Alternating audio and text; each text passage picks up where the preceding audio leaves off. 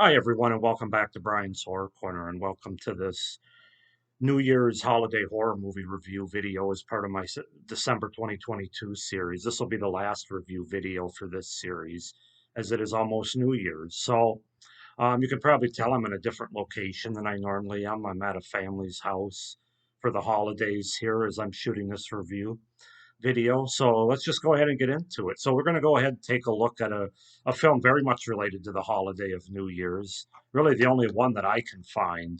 And that, of course, is New Year's Evil from 1980, the slasher film.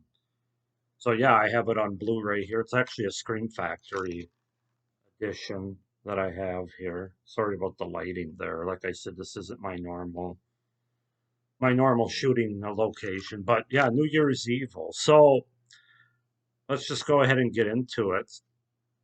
So New Year's Evil is a 1980 American slasher film written and directed by Emmett Alston, co-written by Leonard Neubauer, and starring Kip Niven, Roz Kelly, and Chris Wallace. The film follows a Los Angeles punk rock and new wave show host who receives a series of phone calls during a televised New Year's Eve bash from a killer, warning of impending murders that he plans to exact as the new year dawns on each time zone. Sorry about the phone there, guys.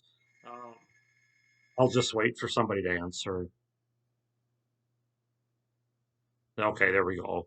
Like I said, somebody else's house that has a landline. I obviously don't. So basically, the film opens one New Year's Eve. Popular punk rock new wave DJ Diane Sullivan, known as Blaze among her fans, is hosting a late night countdown celebration of music and partying, televised live from a Hollywood hotel and simulcast on a local radio. All is going well until Diane receives a phone call from an odd sounding stranger who claims his name is Evil. He announces his intention to murder one naughty girl, quote unquote naughty girl, at the stroke of midnight in each U.S. time zone. He warns Diane, located in the Pacific time zone, will be the last victim. Meanwhile, Diane's son Derek arrives at the studio, but is mostly ignored by his mother. He begins behaving erratically throughout the night as he watches the show on television. The studio crew takes safety measures and heightened security, but a string of murders begin to occur across Los Angeles. A nurse at a sanitarium is found dead shortly after the midnight strikes in the Eastern time zone, and two women are found dead near a liquor store after midnight in the Central time zone. The killer uses a radio cassette recorder to tape the sound of his victims as he murders them and calls back the station each time, replaying the tapes over the phone to prove that he is serious. So that's the setup and the premise for New Year's Evil from 1980. As far as the cast goes, um, we have Roz Kelly as Diane, Blaze Sullivan, Kip Niven. No, it's Niven. Kip Niven as Richard Sullivan, Chris Wallace as Lieutenant Ed Clayton, Grant Kramer as Derek Sullivan, Louisa Mortis as Sally, Mortis, Louisa Mortis as Sally. So yeah, that's the setup, the premise, and the cast for New Year's Evil from 1980 slasher film. This isn't really that great of a slasher movie, if I'm being completely honest with you. It's not the worst I've seen, but it's a far cry from other slasher movies, even from the year 1980, quite frankly. It has some good things about it, certainly, um, that I'll get into here, but it's a very mixed bag, basically. That's the best thing I can say about it. So let's start with the things I enjoyed about it. And one thing I'll start with, since this is a holiday, more specifically New Year's horror movie, I can say that it does have a lot of New Year's vibes and atmosphere. It does fit into that sort of kind of horror movie, where some of the others that I've reviewed with this series claim to be holiday movies, but you realize when you watch it, they really could have been done any time of the year. This one actually is a New Year's horror movie for sure, and it's good, as far as that part of it's concerned. They do a really good job with letting you know that it's a New Year's Eve movie from costumes people are wearing, masks, just being dressed up for New Year's, to having a New Year's like dance party celebration, like a punk rock sort of party that's going on that this DJ's broadcasting from. to all these different countdowns to midnight as it relates to the murders. So it fits in well. It ties in well with the horror aspect and the holiday aspect. So that's one thing I could definitely give it a positive for, is that it really does fit in into that. As you have a New Year's party hosted by the main character or protagonist, Blaze, in this movie. And as I mentioned, just the New Year's costumes, the dress, the mask, makes for a really fun watch for a New Year's horror movie. So that's number one. I like that we follow the killer around, much like Silent Night, Deadly Night. You're not following the characters that the killer approaches. You're actually following the killer around as he's doing his bad things, shall we say. It makes for a more unique slasher, in my opinion. We don't there's not a lot of slashers like that. So that was one thing I liked. I like the Richard Nixon type of mask that the killer ends up wearing pretty much in the third act of this movie. I thought it was creepy and unique, and again, sort of fits into the vibe and holiday atmosphere of this movie. I did like the third act twist that we got. Not so much a killer reveal, because we kind of know who the killer is like halfway through the movie, if not before, but more of a connection that the killer has to the main character. I thought it worked pretty well for me.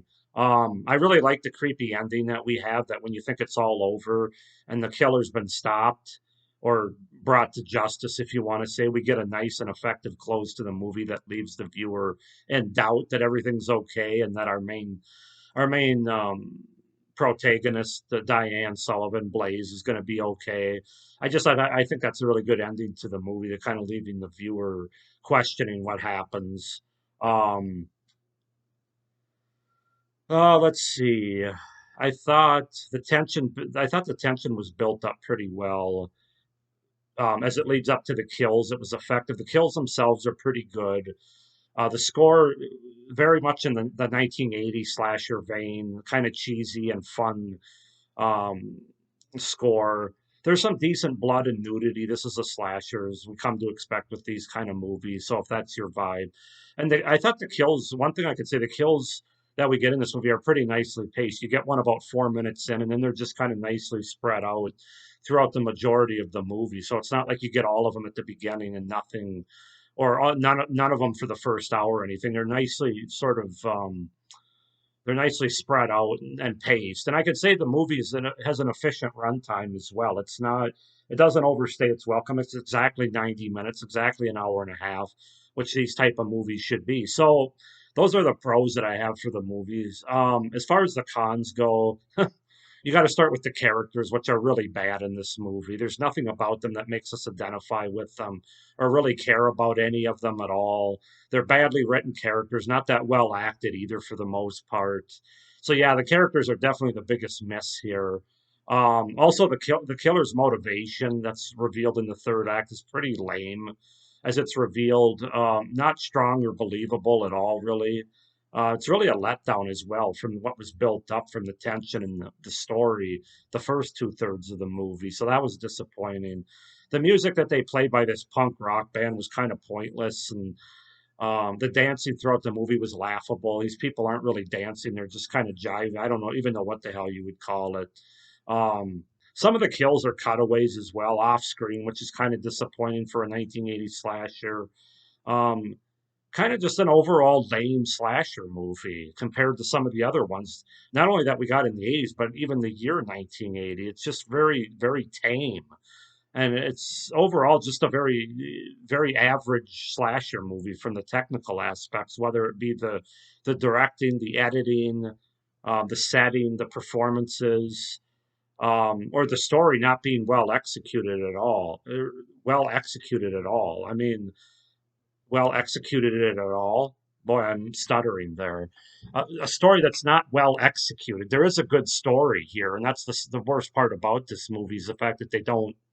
They could have done so much more, not only with this story, but with this holiday, and they really don't. It really just kind of falls flat on itself, and but I did enjoy the 90 minutes of watching it. I mean, it's cheesy. It's 80s cheese. It's got some good things about it, namely the killer. He uses a switchblade as his weapon, basically, which is fine.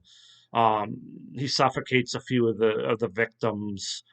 I don't know. Like I said, There's nothing really outstanding about it. Everything's just is either bad or just average, and That's basically what you get with this slasher movie, New Year's Evil from 1980. So I don't really have too much else to say about it.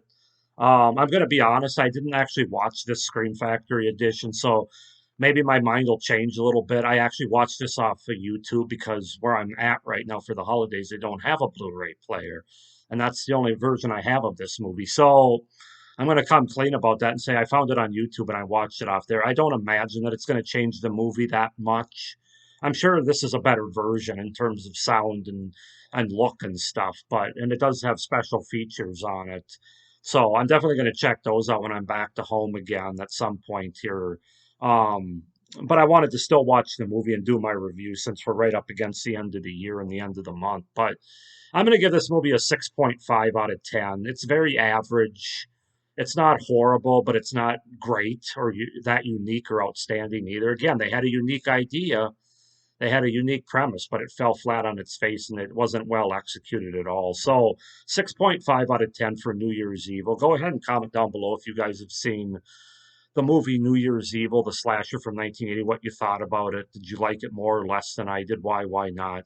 Please like this video and hit the little notification bell down below so you don't miss any of my, well, there are no upcoming videos for this series, but do it so that you don't miss any of my reviews or videos for upcoming series in 2023. And therefore, be sure to subscribe to my channel so you don't miss any of my great horror content coming out in 2023. So, yeah, thank you for watching this review. Thanks for putting up with my different location and everything.